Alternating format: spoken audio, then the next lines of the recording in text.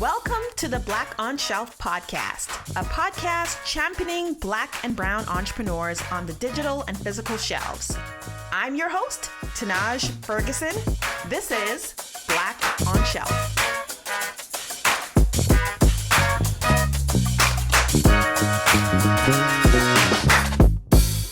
We're going to get started. And the way I want us to get started is for you to tell us a little bit about your background, because this is the piece that is so exciting for me. The fact that you were in corporate America for a good while and you somehow along the way decided, I'm going to do my own thing. So I understand you worked in pharmaceutical and in some CPG. Just tell me a little bit about your background, because you have a story, 35 years of a lot of things. So talk to us a little bit about your journey. Well, it's more than that, but Wow. I started when I was 10 years old. So I see it. I see you're still young. So that's correct. 10 years old, you were just a genius. So to be absolutely honest with you, Tanaj, did I say it right, Tanaj? Tanaj. To be absolutely honest with you, what I'm doing today is a lifelong dream. Wow. From when I was 10 years old. Wow. So my purpose in corporate America was just that, to go and learn about how to run a corporate, how would I run a corporation? And so I worked myself, and I tell all the young people this who I meet, and we discuss, the fact that they want to go up in the company, they want to make this much money. And I always say, when you interview, and even when I was hiring people, when you interview with a company, find out your training, find out what you're going to learn. If you're at that company, I don't care how much money you're making, and you're learning nothing, you're wasting your time and you're wasting your. So that's absolutely what I want to find out. How do I run a company? Yeah. I want to know about marketing. In fact, that's what brought me to Chicago. Well, okay. Where were you before? Where did you grow up? I was in Cincinnati. Okay. Working for this major Fortune 100 pharmaceutical company, and they told me if I want to move forward in the company, I need to come to headquarters, which is right outside of Chicago here, and get into a developmental position. And I did not want to come to a large city like this, but they just kept, because I said I could do this here. What I need to go there? But I was convinced by some people, including high up in the organization, no, you need to come here and find out all the facets of our organization, which I did. So accounting, warehousing, shipping, production, quality assurance. I found out all of those things because in developing a product, you had to know those things. There's some things they can't teach you about being starting your own company. You just have to go through that, like parenting. No one can teach you how to parent. Okay. Right. You can read a book and get a little sharper, but you got to experience it, huh? Exactly. So, I'll be honest with you. I came to Chicago and I fell in love with this city. Me too. I fell in love. It's a great, great city. Yeah. I love the people that I met, the people I've gotten to know. A lot of those people have helped me in what I'm doing now, and just great people. And I couldn't be where I am now without those people that I met here and made contacts. But the most important thing was that I came here and I was very successful in corporate America. And all of a sudden I looked up and I said, my kids were going to high school, and I was if I don't do this now, I'll never do it. Yeah. So I just took a couple of $100,000s of dollars. You're gonna say a couple hundred. You're like, no, it was more than that, right? I kind of want to get in the mind of your 10-year-old self, because I think, you had kind of such clarity at 10. What about 10 years old, where you grew up? What about that I grew up in Miami, Florida. Made you want to, help you to know you wanted to build something bigger? Like, what about that? I grew up in Miami, Florida. My father, who passed away kind of early, had dreams of buying land and doing some things down in southern Florida. Okay. That was spectacular. As I sit back and think that my dad even had that dream at that time, but I found out that I was pretty good at convincing people of doing things. I remember having being in I guess I was a 6th or 7th grade at 10 years old. I can't even remember. Wow. Maybe 12. And we had selling the most holiday cards, Christmas cards. And I was number one in the class. I just went door to door, knocked on the door, and said, "Hey, well, you want to buy Christmas cards?" And people bought them. So I sat there thinking, "Wow, man, I wish I had bought these Christmas cards myself. And if I'd That's have bought right. them for $2 and sold them for $4, I would have made $2. I mean, that's how simple it was. And Yeah. I was 10 years That was old. that was your lemonade stand moment, right? Like you were like, oh, I could make money. Yeah, I did a lot of things. I mean, I used to get up on Saturday mornings. So I don't want to brag here, okay? But I get up on Saturday mornings and I go door to door and say, "Who wants to car wash? Well, bring it down to our house Yeah. at 10 o'clock. You come at 10:30. You come at Okay, 12." boss. Okay, boss.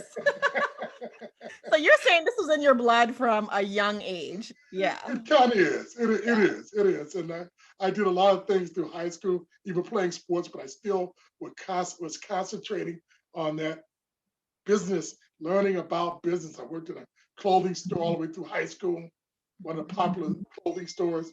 Mm-hmm. And so I went on to school and I got a degree in economics. Yes. And so I went on but it was always in the back of my mind.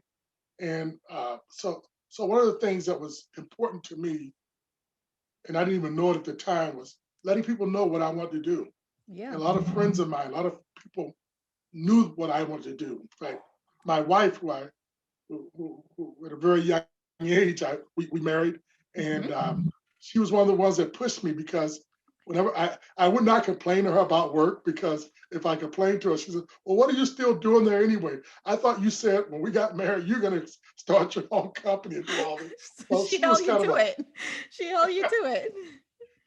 I mean, and you know what? That's so important that we as individuals set goals and set our objectives and not only do that within ourselves, but also share it with people so that they can hold us to it. You said you were going to do this. Yeah. And I felt that way even when I worked in corporate America. I put a goal that they gave me, and if I didn't do that goal, I didn't deserve to have that job. I Yeah. really felt that way. Mhm. And so I can tell you 88 quarters as a manager, 88 quarters. So, do the math yourself. Yeah. Uh, but in sales, we met our goal. My goal, I met it every quarter. Never missed a goal. Mm. So, obviously it has to be achievable. It has to be measurable. Yeah. But I still, to this day, I set goals, and those are what I measured by. And I Mm-hmm. share those with people that work for me, and I give those folks goals. And Yeah. we all have to do this. And if we can't do this, we don't deserve to have this company. I really, in my heart of hearts, feel that way. That's a great attitude to have on your corporate job, but and definitely to be disciplined enough to carry that when you have your own, because entrepreneurship is not as glamorous as people think. It actually is way more responsibility. So, I want you to take us back to you talked to us about your kids were in high school, you were still in corporate. Talk to us about those moments that it shifted and you were like, now or never, now or never. And then what do I even do? How did it turn into this company? So take us to kids graduate. They're about to graduate. They're older. You're still in corporate. You're like, I said I was going to do this.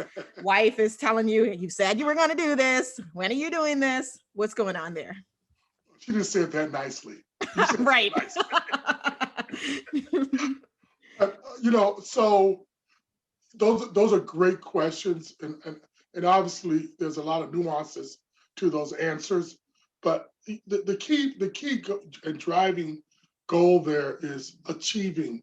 And the more you achieve, even if you're achieving it for someone else, right?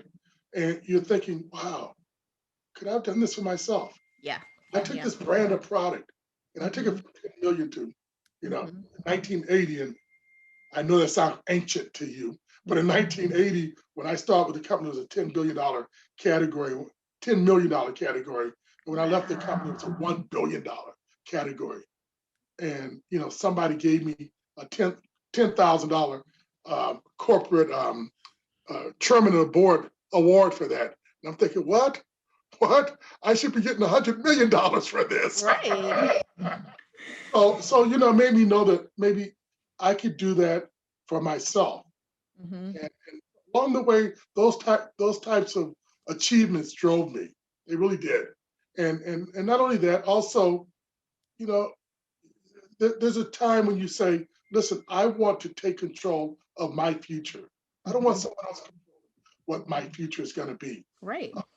Layoff and reorganization, or a new leader comes in and wants to Mhm. reorganize, and I'm sitting there and I don't know where I'm going to go. Yeah. Right now, I know where I'm going to go. Okay, I know how the decision is going to be made because I Mhm. make the decisions. And so I encourage people also, if you're working for a corporation or working for someone else and you're not satisfied with what you can get, I'll challenge people that work for me that say, "Oh, I should get more money, right?" Well, you get more money right here. Go make money, and Yeah. you'll get a share of that. You Mhm. know what? I'll change the name of that out front of my office. I'll change it to your name if you bring enough money in here. Okay, it's what you do is what's going to decide what you earn and That's what really real. yeah, Yeah, absolutely. that's really real. So those types of things were drivers for me. Mhm. You know, making my own future and deciding what I wanted to do. And if I want to make this company, I will tell you one thing. When I first started this company, we started actually making some money. One of the things that I went out now is I got a coach for myself. Okay. Coach me Okay. in this thing So like because a I really business a didn't know business the coach. answer to it. You Say know, that again. you were doing these things like years ago, and that's kind of amazing. Like that really is, because today that is something a lot more people are hip to doing, but you thought to do that then. And I don't think that was very popular then, because it's really Well, just getting popularity now. it really is. You're hearing more about it, but most CEOs, most heads of an organization, they've got people coaching them, whether you Right. call it consultants or whatever. They've Hmm. got people that are, giving them some ideas. Look, they're hearing something from the staff right there. We ought to do this. Well, let's double check this, okay, Yeah. with Yeah. someone before I just go doing this. Because are you saying this to be self-serving for yourself because you Right. want me to do this and turn this over to you, or is there really an opportunity out there? So those types of things are something that you really should be considering. But one of the things that I found out, I spent all those corporate years, right? Uh, my first responsibility is to our stockholders. They're paying me good money to make these goals, and that's what we got to do. And so then when you own your own company, right? Hmm. You're sitting there and said, well, who is your responsibility? You don't have a stockholder. So we had a meeting. I think that maybe the second, third meeting I had with this coaching company with the head, the guy that owned it, and then the guy that was going to be coaching them with.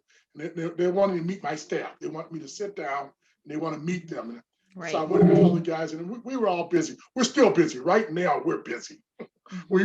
We don't have just people sitting around doing nothing. People are really at their wits end. I mean, so those are some other things you have to worry about too. But the key thing was, I said to a couple of people, I said, hey, we want to have a meeting tomorrow at 11. People said, I got to do this tomorrow, and so I met with the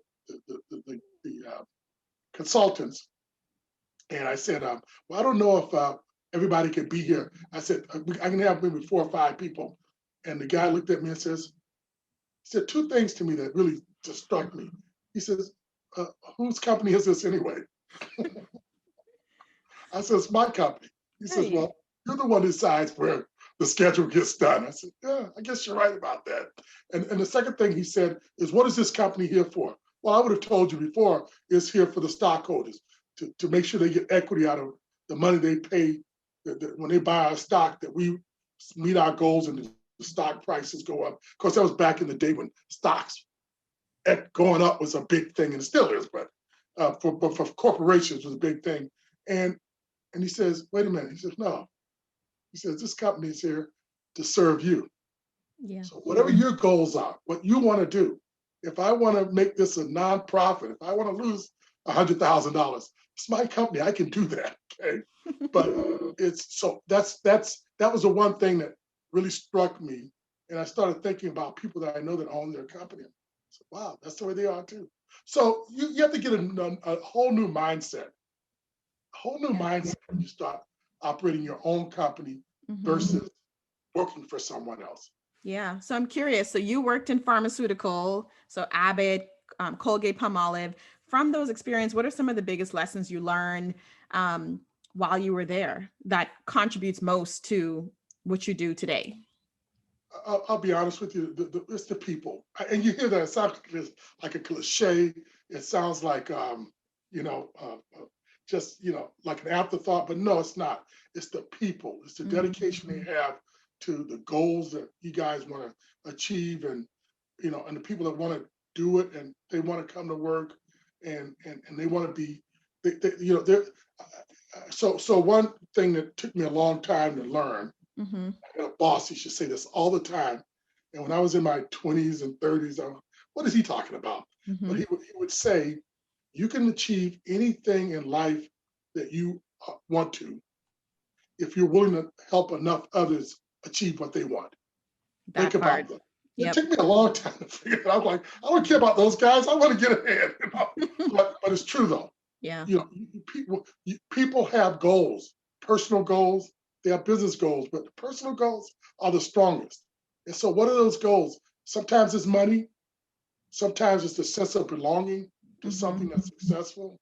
Sometimes it's just, I want to be a part of this. And you got to figure out what those are. And if you can figure out what those are, those people will work for you like you wouldn't believe. They'll be dedicated to you. Right. And it But varies for different people, right? What absolutely, someone is motivated by, someone else is motivated by something different. which is why you can't manage people as a group. You manage people as individuals. And you don't bring somebody into your office and sit with 6 guys in front of you and say, this is what we want to do. No, you bring them individually. Yeah. You say, hey, what is you're looking for? What do you want to do? That's important. So that was one of the things that I would say that I learned a lot more than anything else. I'm not going to get to some of the other negative parts, but Get to it. We can probably all relate, sometimes people are doing things they don't want to do. Yeah. And that's not a good thing. That's not good. And you if they're doing something they don't want to do, because they're always late for work, right? You really want to do something, you're at work, man, 20 minutes in advance, right? You're sitting out front, like, okay, Excited to do it. Yeah. yeah. So and then sometimes you find out that people really, they want you to let them know how you feel about them. So you have to be honest with people. You really do. And how many times have I tried a person, I want them to be successful more than they do. Okay. And that just doesn't work. And so at the end, when you maybe let them go, people walk out and they don't apologize. They thank you. Thank you. Because I didn't know how to say goodbye, So and do that sooner than later, be fair, but always be fair with people. Yeah. Always be fair with them. Yeah. So one thing I want us to cover for sure is you knew you were going to start something. Why canned vegetables, canned fruit, and baby food? Talk to us about sort of your thought process and what type of impact you were going to have through building a company and how you landed on this category of things. Because you could have done whatever you wanted to do at that point. How did you land on this? Well, the Holy Spirit came down. I was sitting outside and said, Emile, you should do beans and vegetables and baby. I'm just kidding. So that might have been a little Okay, so you had extreme clarity if that was the case. So a lot of that did help me get to. But so things. Listen, I had a whole business plan written out. You had it while you were working. Okay. Yes, I had a whole business plan worked out. Of everything from my objectives, my goal, mission, and all those things. Where the revenue was going to come from. But how did you choose beans? How did you choose that? Well, that's what I'm trying to tell you. Okay.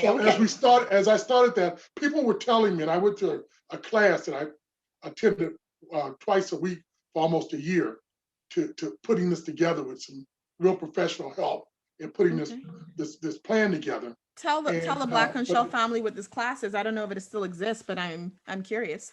which one?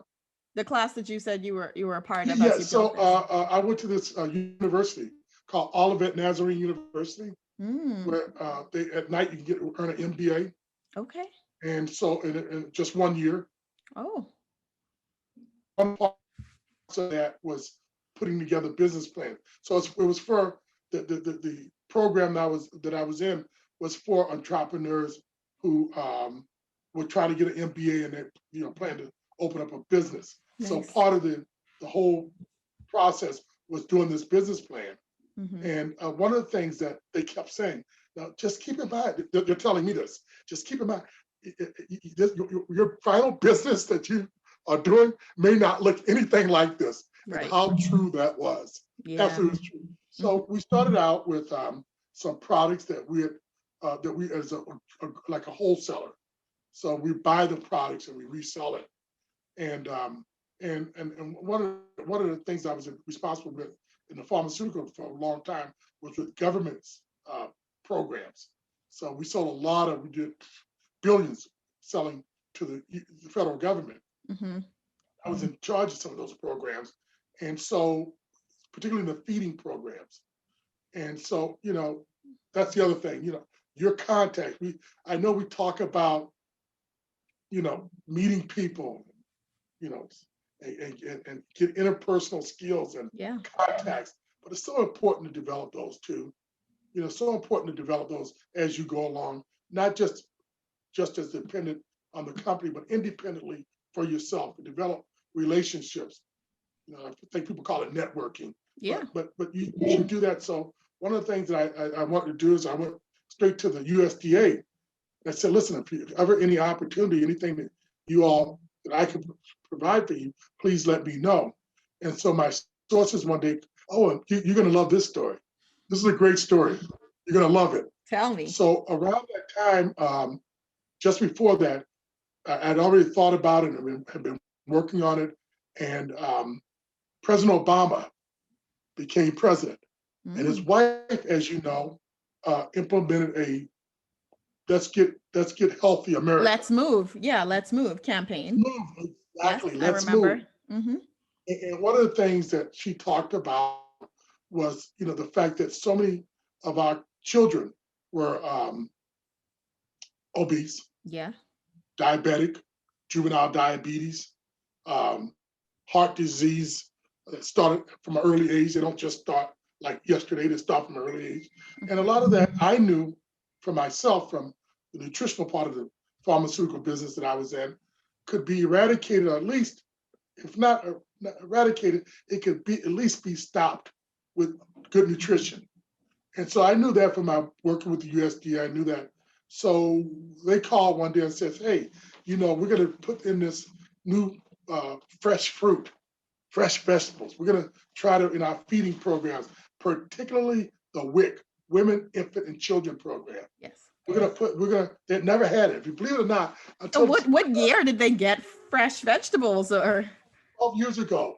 12. They started doing Oh my God. fresh fruits and vegetables. Before that, you bought, you didn't get potato chips, but you basically got infant formula, baby food, mostly processed type foods, nothing ever fresh, but they bought in the fresh. So I no way I was going to do fresh fruits and vegetables because that's a whole another ball game. Farmers. But I said, what about things that are shelf stable that can last a long period of time and yet maintain the same nutritional value until the products open up, like canned vegetables and canned and frozen vegetables and frozen fruits. And Dawn, if like 3 months later said, yeah, we're going to do that. So I said, if I could find canned beans and canned vegetables that met the nutritional value that you all have put in, which are very high, would you buy this from me? And they said, sure. And by the way, I also was doing cereal at that time. I started out doing cereal.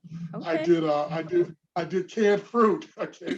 And so from 2000 and 2003, when you started, you've sort of navigated different categories and segments, and let's actually talk about that, because I think some people feel like they have to know exactly what it is. And maybe you might have even felt that pressure, like, okay, I'm gonna, stop working in corporate. I have to know what I'm doing.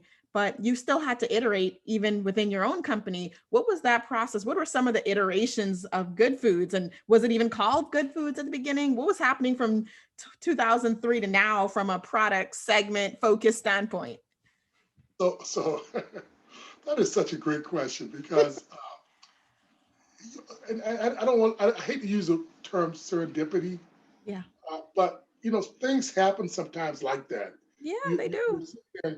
and so you say, if I could find some canned, so I found someone because as I said to you, I was operating as a wholesaler, right? Right. That where I was distributor, where I was buying and reselling it. So I Mm-hmm. did find a company who made that product, made it with their nutritional values, and they purchased it from a very generic type product. And I started thinking, man, I'm selling a lot of this stuff. I should put my own label on here, get my own label, and make my own stuff, Mm-hmm. and I reduce my cost, and then I can sell it not just to the government, but I can sell it at retail. Right. To anyone. So I went out, and the first thing I did is found a patent attorney, and we trademarked. We found a name. I did a focus group, and we came Mm. up with the name Good. And just real quick, so the Good name, Good, in the focus group was pretty high up in terms of acceptance by which was we had suburban housewives, EBT users, Hispanics, and millennials in the focus group, and it came up high on all the name Good. So of course, we looked at Goode Foods, Good, and of course everybody had that, right? And so my attorney says, "What about we put Goode?" I said, "Goody?" And I said, "Well, the E is silent." Silent. So what? So I said, should I say if it's good or is it goody?" And I started thinking. I said, "You know what? I'm going to make a commercial like that. I've got a commercial out there if you go online. That's Yeah. with family eating out my beans, and they're saying, 'Is it good or is it goody?' And it says, 'No, it's just good.'" So, I've so seen that anyway, one. we came up with that name, and then packaging wasn't as nice as it is right now, Okay. and we're still doing some things, but we we developed that patent, and so now I own the company.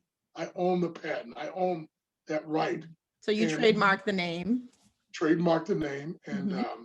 and so that was one part of this, because by going into the retail portion of it, not only do I expand my opportunity for sales, but I also expand my uh, ability to profit more, because in most cases with the U.S. government, you're bidding, Right. and so sometimes you're bidding against General Mills, I'm bidding against Bush's, and Mm-hmm. sometimes I can't get to those numbers.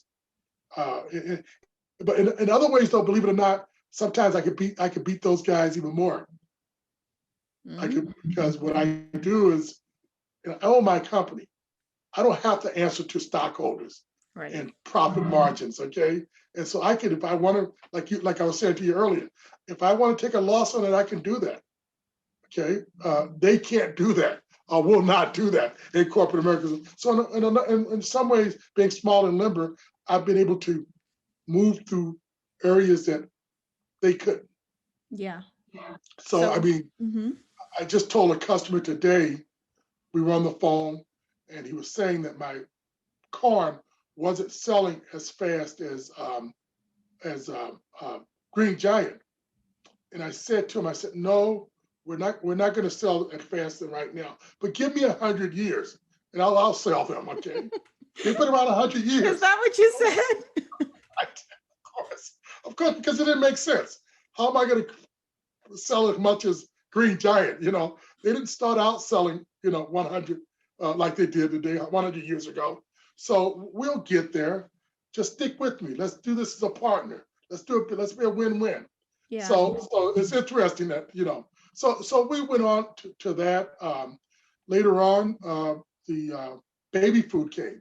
Yeah. It So went from you really first had the beans. You did other things like cereal and some other things, but the beans really stuck. series. Um, beans and canned fruit really, beans and canned fruit really stuck. And then you went on to baby food. You don't sell cereal Yes. anymore, do you? Well, I had this the contract with Chicago Public Schools Okay. for cereal, and that's when she first started. She was really big on schools. No sugar. Get the sugar out of that. And the schools started with the sugar, and they found out all the little bodegas around the schools, their sales were increasing, and all the cereals with no sugar in it, they found it out back on the ground because the kids wouldn't eat it, which made sense to me because I was in pharmaceuticals, and I'm telling you right now, you could find the cure for cancer, but if people will not take it, if you got to have chemotherapy 24 hours a day, people are gonna, I guess, gonna do it. So there's a thing called where they will adhere to the guidelines, and if it's too difficult or if it doesn't taste good, even if it's healthy, they will not eat it. They will not take it. So I learned that in my previous life too. So I said to the people over at the Chicago Public Schools, if I was able to bring a cereal in here that was similar to sugar frosted flakes, but had only 6 grams of sugar and the kids liked it, would you buy it from me? They said, yeah. And only I found a company out in California. I flew out to meet them and to tell them what I was trying to do. I was supposed to be there overnight. I wound up staying there for 6 straight days. And during those 6 days, I spent almost 12 hours at this place with their food scientists, making cereals, tasting it, throwing it out, tasting it, 6 grams of sugar, tastes good. I bought bags of it back, and Chicago Public Schools has like must be 30, 40, 50 chefs. I was in a room with them and they tried to say, oh, this one's good, that was good. The only problem was I couldn't make any money. But that's another subject. And that's sometimes the reason you don't get to move forward in something, because profitability still is quite important as you scale, right? Yeah. It's not overrated. Okay, Right. profitability is a huge thing. Okay, It's everything. It's the that's the point I decision was trying between, to are you make. going to be a sustainable business or not? You can't give Exactly. everything for free, right? Well, as my accountant told me once, she said, if you have more than 4 consecutive years of no profit, the IRS considers you a hobby. Really a business. So you can't take write-offs on things like that anymore. So Yeah. yeah, you got to make profit. So how'd you pivot from the cereals? Well, I during that time, all these things were coming up with the Okay. beans and the vegetables because that was a Obama period of and so everything's opportunity too. Everything is opportunity. Things will change on you like this. They'll Yeah. change on you, but you got to position yourself where when they do change, you're a staple. You're still there. Yeah. So maybe health and schools are not that big, but when things pivoted on us, like a good example is we actually grew during the COVID-19. Mm. We couldn't get enough beans and vegetables. People were buying canned foods like it was ridiculous. It was so ridiculous. I mean, there were people hoarding garages with toilet paper. Why? How much Yes. toilet paper will you use in your life? Okay. We're gonna all look back and just be like, this, yeah, that actually happened. I Yeah, get it. I right. get it. Everyone was scared. We didn't really know what was going on. I'm still questioning why tissue paper and why toilet paper. I do get it, but it is a funny reaction. We It's saw just other crazy. things cycle through as the pandemic sort of progressed. You saw other categories really have their day. And people that really would never have purchased my product are really people that would never have purchased canned products in general. Yeah. They only got fresh. You know, I mean, no way. If my mother was alive and saw me making pinto beans out of cans, she would roll over in her grave. Okay, because you get the fresh stuff, right? You soak it, right? Well, we found out that it was okay. It was okay Yeah. to eat It's beans out of convenience. Yeah. cans. And so that helped us actually. Yeah. Yeah.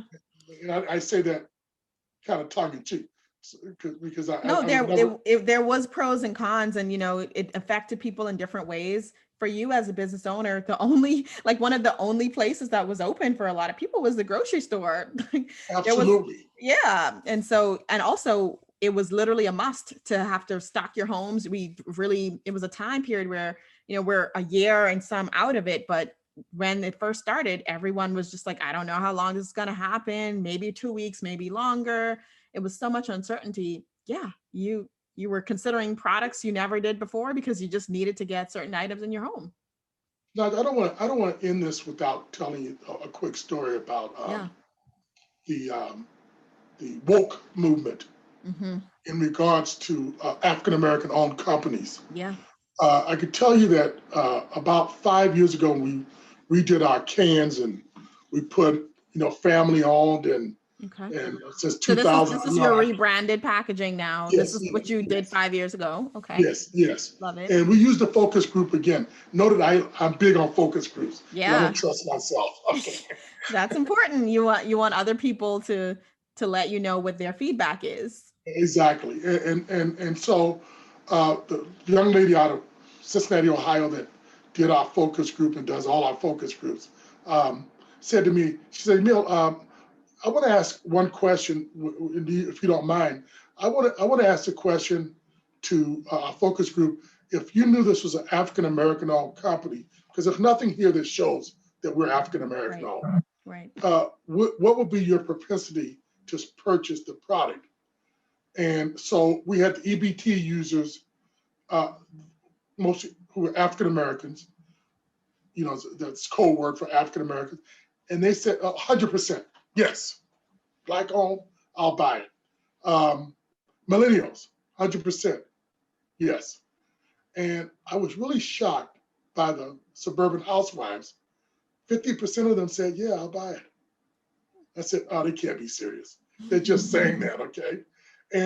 But one of the things that this woke movement told us, and we found out, and as suspicious as I was at that time, and granted that was 5 years ago, that when African Americans, who by the way, African Americans and Hispanics are notorious for only buying branded, name brand products that they're highly familiar with. Right. But if you tell African American that this is an African American owned company, your loyalty goes straight through the roof. It's unbelievable. And we're seeing that on our online sales. We're seeing that with our customers who are calling us saying, hey, we want to bring you in because we want to make sure that we're a part of the community and that we are supporting those customers that are coming into our stores. We want to show that we're supporting women, African Americans, Hispanics. We want to show that we're supporting companies that are member of what they call the marginalized group. Yeah. So I thought that was really smart on their part.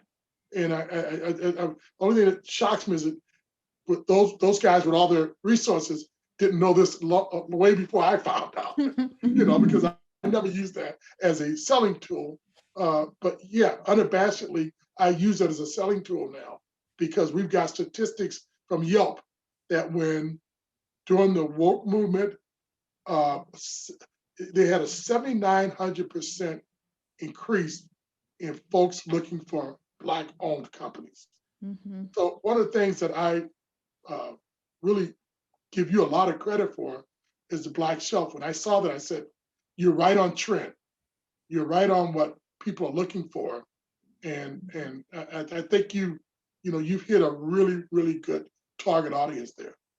Thank you. Well, I mean, your stories, I really, for me, the pandemic and really the Black Lives Matter movement, you call it the woke movement, that's a part of the racial reckoning, Black Lives Matter, just racial recognition in America. One of the things for me was really around, man, there's so many great things happening that I don't think the rest of the world gets to hear.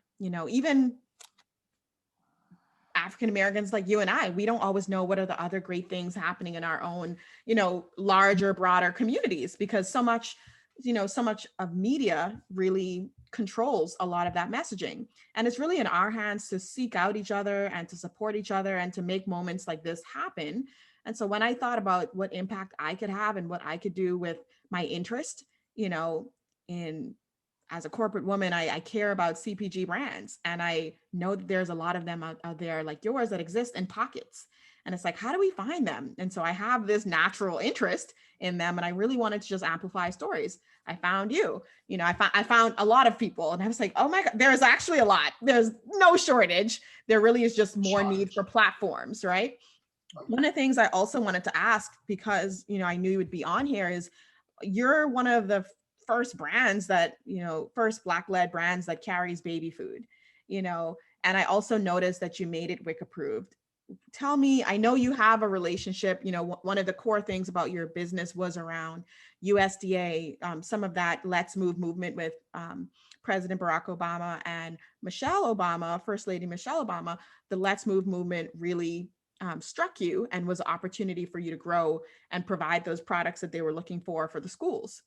Talk to me about why being WIC approved was important for your baby food. Was that something you initially built it upon? Was that something that, they asked for in the specifications? Kind of what led you to do that? So another good question. So two things, if you look at my mission, Yeah. a mission statement online is, we're dedicated, to sound very altruistic, but we're dedicated to bringing good nutrition to our country. Yeah.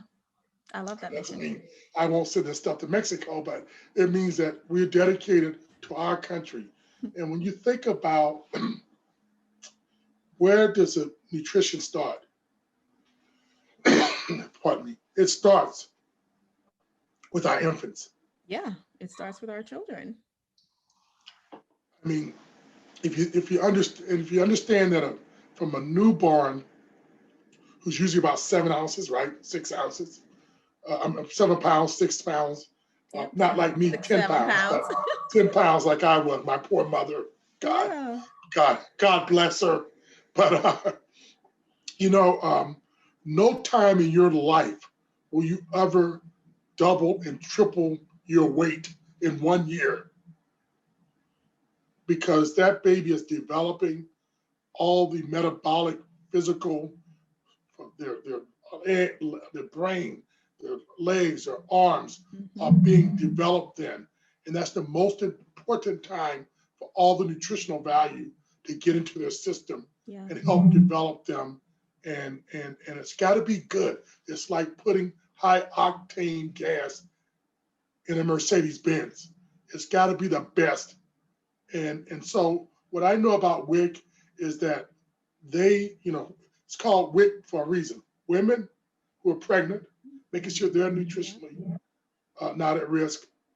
Infants from 0 to 1 years old, and children from 1 to 5, making sure that they have not just food, but nutritional food that's going to develop them. And the thoughts back when WIC was founded, believe it or not, like 1969, was that if we could develop these kids now and make sure they're nutritionally healthy and not at risk and cause any problems in the future, it's going to be much cheaper than having to put them in a hospital for the rest of their lives. Or somebody even made the extreme case because they have all these problems in jail for the rest of their life. It's much cheaper to let's feed them now and help them develop. So I really, really believe in that concept. And I know that's what WIC and USDA is all about. And so if I can align myself with the USDA from a standpoint of saying this is approved by the USDA for their WIC programs, which are implemented by each state. So they give them a block grant. Right. But so when I go to the state of Illinois and I say, I want you to approve this for your state. And they say, oh, well, why should we? Because it's approved by the USDA for the WIC program. I get 90% compliance with that. So it's a little bit of marketing too, So 50% of the infants in the United States born are involved in the WIC program. Yeah, that's a tremendous number.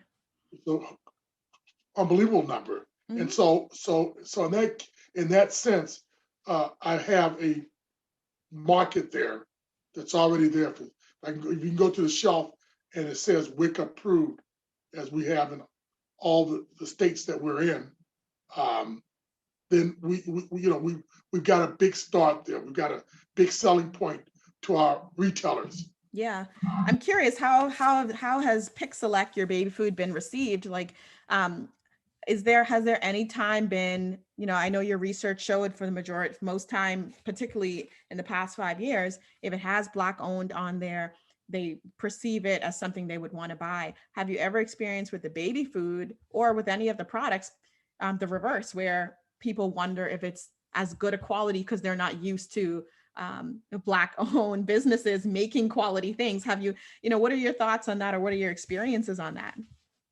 Well, as a matter of fact, it's been almost the opposite. Good.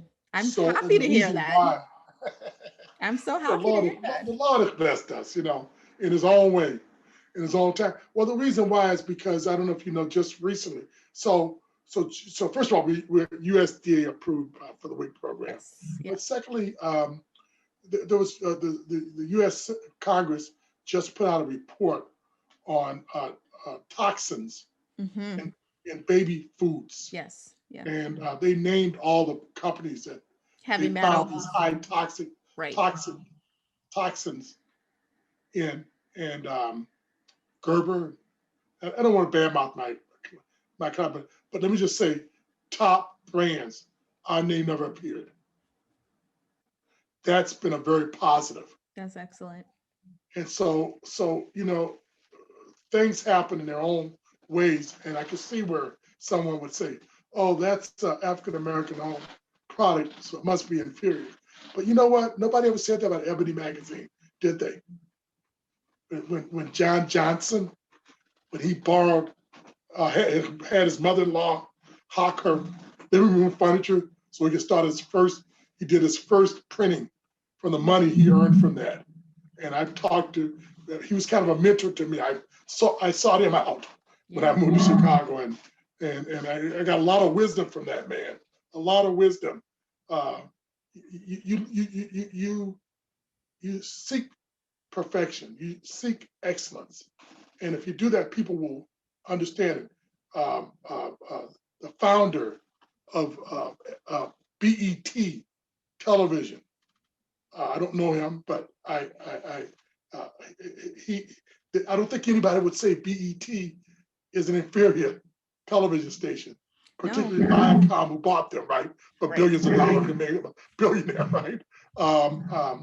Goode Foods, who's like a precursor to Emile Johnson and some of the other people uh, in this city that I can tell you have some really nice brands too, Yeah. African American owned companies, the Mm-hmm. Shell Syrups of the world. Those companies, excellence. Yeah. And I think They're, that's something, that we've always had to live up to, being very excellent, being better than our competition. That is always how it has been. And, it does work in our favor when it causes us to dot our I's, cross our T's, because you're bringing something more, you're bringing something that's more well thought of. You're thinking about, what ways might someone get me on? Let me make sure I check in on that to make sure I'm doing my best, because I know, I don't have any rope if something goes wrong. You don't always get as many chances. You don't get as many opportunities. You have to be way more buttoned up, or, so is the social norm to do that. And in some ways it does work in our favor, because then you produce something to the best quality. absolutely. I stand on all those guys I just mentioned. I stand on their shoulders in terms of Yeah. recognizing that we can do a good job and that we can be as good or better than Green Giant or Bushes. I don't care who it is. I want to be better than my competition. Of I don't want to be course. like my competition. I want to beat them. Yeah. And Muhammad Ali wasn't always the heavyweight champion of the world, right? he had to win the Olympics. He had to train. You had to prove yourself. Yeah. Yeah. So one thing I'm curious about, like you've been in your business for a while. What is one or two milestones that really allowed you to believe in yourself and get you excited about the vision you have for this brand? Give me two milestones that really stick with you even today.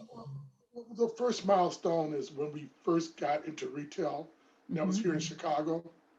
And, I was hoping you'd say that.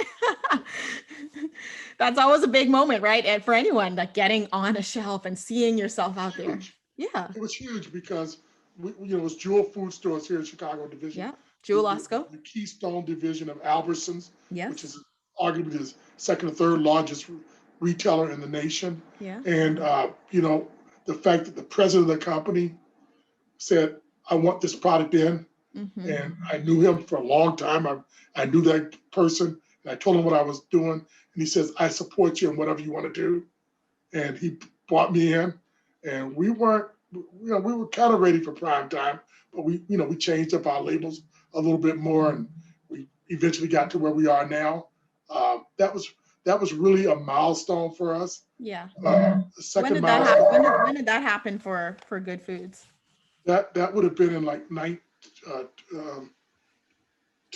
2000 and maybe 2010. So you've been on shelf for over 10 years at this point. Yeah, somewhere around that time. We changed up a lot. Yeah, and that's what it takes. Iteration. Yeah. Well, I mean, even now, as beautiful as our cans are, some changes we make almost daily. We'll do another batch of labels, and we'll say, hey, why don't we put kosher on there, because we are kosher. Why don't we put around since 2003? Why don't we put those kinds of things on there? So, but we're ready. We're really ready in the next year or two to even redo this label. Okay. Because consumers, it just gets dull to them. So something new, something bright, we know we have to do that. So we're gonna look out for that. One thing that also, I'm noticing is that you're not afraid to make those changes year after year. And, sometimes at a bigger company, it takes a little longer to make those changes, but you recognize, that might have to happen sooner for you as you understand what consumers are looking for. You want to take advantage of the communication they're looking to see when they're choosing their products, and making sure you communicate that on pack and evolve. You really have to, because look, lifespan of a product is very, very short. I mean, just forget about being African American. Yeah. Forget about being a bean product. Procter and Gamble, they put out 2,000 or 3,000 new items a year. At the end of the year, if they've got 50 of those products still on the shelf, it's a lot. It's a statistic, and you probably know this better than I do. I mean, my experience working at the top soup company, I think that strategy has been changing, though, because even at my time there, our strategy was around fewer, better, bigger. So it was stop putting everything out there, really take your time on a few things, put all of the money on those few things, and really investigate those few things, bring those to market so that you don't have to scrap so many things a year later or 2 years later. So that strategy definitely has been evolving in the past 8-10 years, maybe even more. And it's now less is more for the customer. That's interesting to hear you say that, because we know that real estate is valuable. We know that, I mean, I have to say, I was blessed with people saying, let's give them a chance. Let's leave them on there. We're going to make that happen. I was blessed with being, if you go into the Jewel stores, Jewel Osco, and one of the things that you'll see on there is a P next to our product. And that's a very, very prestigious tag to have on your product, because I'm a partner. Okay, so you were designated as a partner for Jewel Osco. Okay. Yes, a partner, and they do things that sometimes I sit back and I say, oh my God, for instance, and that's another thing. I want to partner with, and they said it the right way. I want to partner. I don't want to sell them anything. Let's do this as a partnership. If we do this as a partnership, you're going to work with me to help it become successful. I'm just selling you something. You're saying, oh, okay, tell me what you're going to do with it. Okay, you didn't do what you said. It's out of here next week. But if we're partners, we're going to work and build each other up. Right now in Chicago, and I'm just going to say this and give shout out to Goode Foods stores because I love those guys and they're so supportive of me. This is a commercial. And by the way, Kroger, listen to this. I love you guys too, but because you guys are really doing some good stuff for me. But right now we're doing a promotion for the whole month of June. It's a Juneteenth promotion. Yeah. And we're at 10 for $10 in all their stores, but in the stores, it's about 25 stores that are predominantly African-American or in African-American community. We're 88 cents in those stores. Wow. So really great deal for your customers there. It's just beautiful. And every Saturday I'm appearing, I don't want to use the word appearing, but I'm going to specific stores that number one, I love the store directors and Jill, if you listen to me, I'm at your store. The reason why I'm at your store because I love you, my friend. Okay, but we've got to set up. We can't give out physical sampling of food right now because they're still in the COVID guidelines. Okay, but we're there. We're giving out things and we're talking about our products. And yes, unabashedly, I'm saying this is an African American owned company. Support us. So we're doing that in those stores, but you got to say, Goode Food stores, got to give them credit for that. Yeah, I've loved seeing how retailers have stepped up and taken a commitment and taken the movement seriously and said, okay, we're gonna do some things. I think there's more room for all of them, but we do have to acknowledge the small steps they are taking. And particularly, it warms my heart when someone, a founder like you specifically feels the impact of what they are doing for you to grow and to help you get the access that we traditionally don't have. That is important. That is important. And so that is something we could be grateful for, that is showing their support. And it warms my heart that someone is physically being helped. And I think that, when you see that happen, and keep in mind something else. Keep in mind that, you said it earlier, people are going into food stores because it's a part of their community, right? That's where they get their healthy stuff and medicines and all those things, right?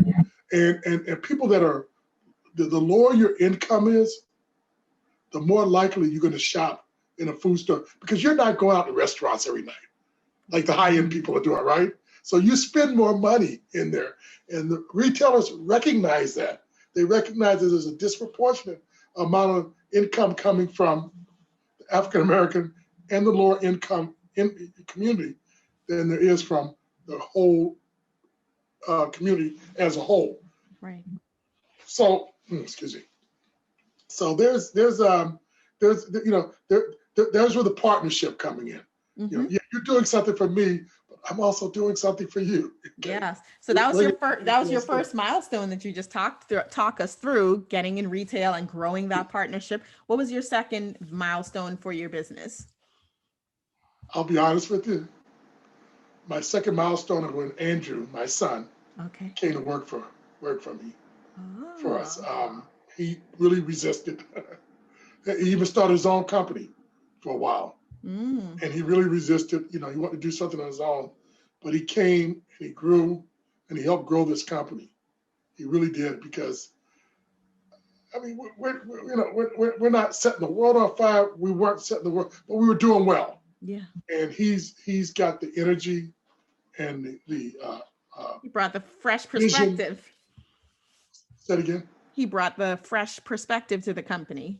And a lot of energy too, a lot more energy than this old dog has.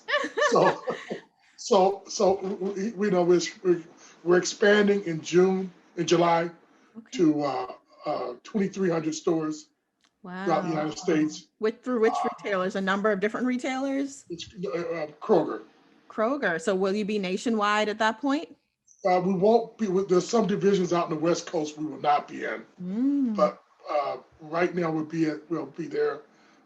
We're looking at some other. I don't want to say the names because their decisions haven't been great. made, but that are seriously uh, uh, wanting us to come in. Um, and in a lot of situations, I'm in a great situation Yeah. because a lot of these customers, I'm making a decision whether I want to go in there Yeah. because obviously, we have to be able to service our customers. Hmm. When they need 3 truckloads, I can't say I only got 2. Yeah. You have to give them that So inventory. exactly, I got to make sure that I can supply them. So I have a tendency to be a little bit more conservative than I think some other people might be. But I'm not going to promise my customers something that I may possibly not be able to deliver. But Man. things are opening up throughout this COVID now. I mean, almost weekly or daily, I see brighter spots. If you had talked to me back in February, I would have told you that, my God, I'm not going to be able to get 100,000 pallets of cases of product to you because we don't know what the yields going to be with the farmers. We don't know what the demand was going to be. We don't know, for Christ's sake, if we're going to have cans. There's a worldwide Can shortage shortage. Yeah. of cans. I mean, so I had a tendency to be a little bit more um, uh, conservative, only in that I did not want my word is the only thing I got going for me. If I say I'm going to Yeah. stock all those stores, that's what I'm going to do. And Yeah. so we actually turned some major retailers down earlier on, and maybe I spoke too soon, but I didn't know that we would come out of this thing as quickly. And there's so many things I can go on and on. You don't want to hear all of it, but I'm at the when you're dealing with vegetables, including my fruit for Yes. my baby food. Yeah. You're dealing with what is the spring going to be like? We had a wonderful spring. There were not a lot of flooding like there usually is. That decreases the yield. Then we get into August when it gets hot and there's no water. That decreases the yield. Then the worldwide demand that everyone was saying that China was going to have for corn and their increase, that hasn't quite materialized as we thought it would. So it's not as much of a shortage as we thought it would be at this particular time and into what we call our next harvest season, which is Okay. the end of August. And Then we about, go into December. So I have to look at my suppliers and say, can you get me this? And they got to tell me the truth and be upfront with me. And so according to what they tell me is what I can say, here's how much I can get. yeah, no, and that in and of itself, that's demand planning, and you have to think about everything from the ingredients down to the whole process, down to the packaging, and all of them have their own variables. This was a tough time to have a business. We're thrilled that things have worked out in your favor, and that we should be expecting continued growth and increased access and distribution. Tell the Black on Shelf, the Boss family, what is the vision as you move forward? We know your son is now a part of the business. How have you two discussed what you want Goode Foods to be, what you want Pick Select to be, and give us a little taste of that? We'd love to lean in and hear what that looks like and be able to buy into that vision. I'm going to tell you something that's going to be shocking to you, maybe. So, I'm not going to say I'm not a spiritual Zen guy, but I do believe that things that are given to us are given to us to share. Yeah. It's not for me to hoard. It's for my kids to make money. Fine, but so my vision is, as we grow more and more, is that I can do more in the community. That's That excellent. we could do more for the community. One of the things that happened during the pandemic, as I told you, we were having a huge demand in our warehouse of Yeah. product. But I can remember the darkest period when we had stuff coming in from all across everywhere. We didn't know, and we didn't even know how it was going to get here. We couldn't find truck drivers. We couldn't find trucks. It was outrageous. And we had people calling us, but anyone that called us, church, cities, food banks, I did not turn at least a pallet of product, right? If we were short in the warehouse to our customers, no, send them a pallet. Mm-hmm. And so that was something that was important to me because I felt at the time, Tanaj, that there's no way I could sit in my home office because we closed the office down. Yeah. And we're doing pretty decently. Nobody's starving. No one's missing a paycheck. And someone asked me for something and I turned them down. Yeah. No way. Mm-hmm. And so that's one of the things that my vision is of me, Andrew's still doing his thing, but me working more on that side of it, on the philanthropic side, on the back of our cans. You'll see that portion of profits donated to charitable organizations. That's not just a word on the back of my can. That's real. Mm-hmm. We've been blessed. I've been blessed corporately. I've been blessed with this company, and I've been blessed with achieving things that I wanted to achieve. And so, as I said earlier to you, that it took me a long time to learn. You could do anything in life that you want, achieve anything in life if you want, if you're willing to help enough others achieve what they want. So that's one thing. We're looking at some other products. I don't want to say right now. We are, Andrew, looking at. Stay tuned. Got to stay tuned, right? Everybody's got to stay tuned. We're negotiating with some people down in South America with some new products that are healthy, that are kind of, I guess you call it revolutionary, but that is trending. That we're wanting to bring into the American snack category. Okay. So we've got some ideas, some things that we're doing from that standpoint. We're not that just means we have to bring you and Andrew back. And when those things happen, when you have updates for us, we'll bring you back to get a little bit of a update on how things are going, what you're doing, so that everyone can continue to support. That'll be fine. Yeah. That'll be fine. I'm so proud of you, and I'm so happy that you got this going, and that we're understanding that not just African American, white folks, for lack of a better word, they need to know that African American products are out there, that they're available, that they're at the levels that we are making them, at a high level of nutrition, and that it's good for you. And one of the things, black beans. I just got to tell you, go on my website. We've got the best brownies you ever made out of black beans. Best brownies you ever had, and healthy, and it's healthy for you. Yes. We've got some black bean burgers that are they're just incredible.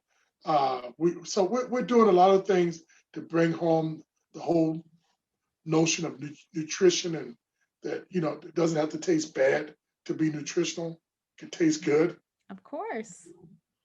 Yeah. So, as we wrap up, and, this has been a good conversation, hearing about your background and getting insight on your journey to building this business, being, kind of connecting with USDA, providing those products they needed to the people that needed it most. And now, growing your distribution so that more people across the country can access you. So you're really living into your mission of creating nutritious food for the country. Tell us a little bit about what being Black on Shelf as a founder means for you, means for your family. Well, I think it's a lot of pride. It really is, and I'll tell you, for my family, I think it's Andrew. I mean, I think he has a little pride in, I think when he was in high school and I started this thing, he had no clue what I was doing.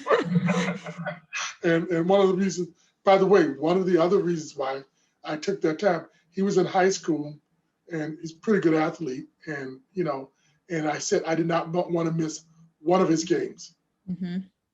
And football, I never missed one game.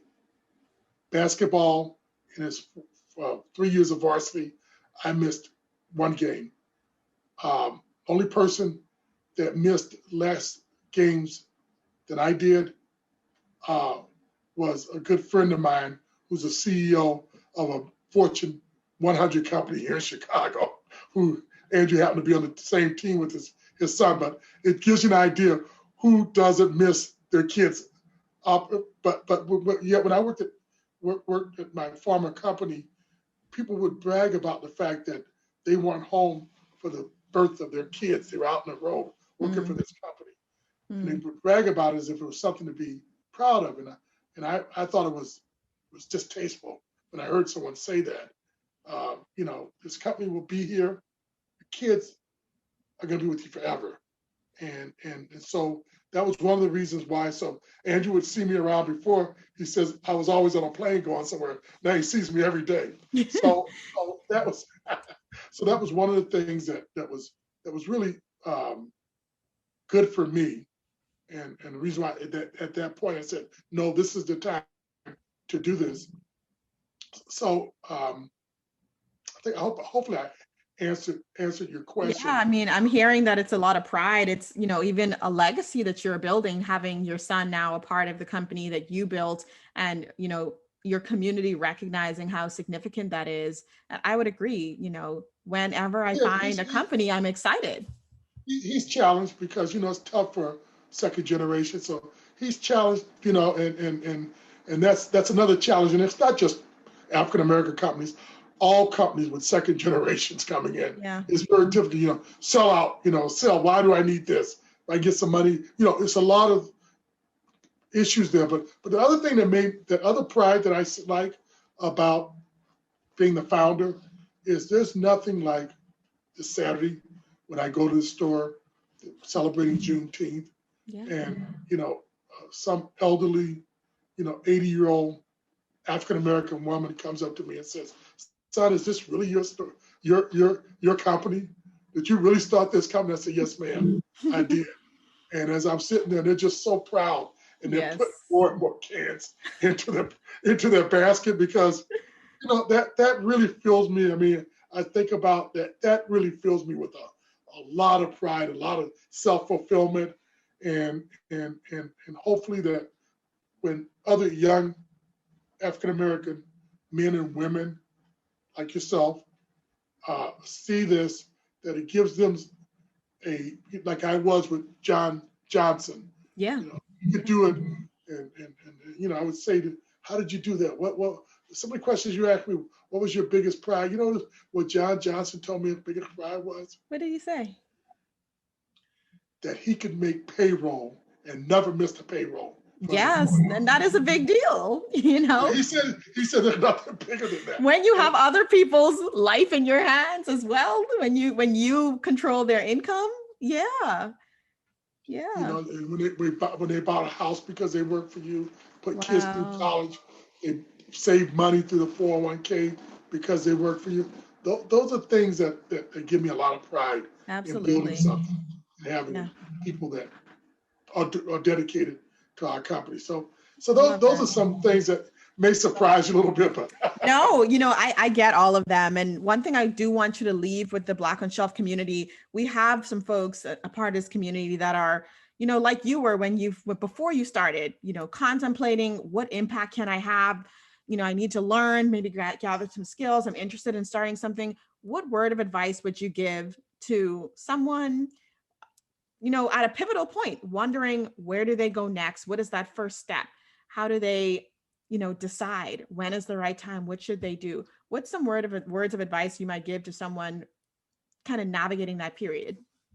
I mean, I can say the usual things like, save some money, to have something behind you.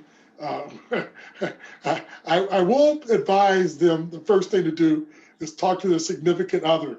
Yeah. And make sure they're on board. Okay.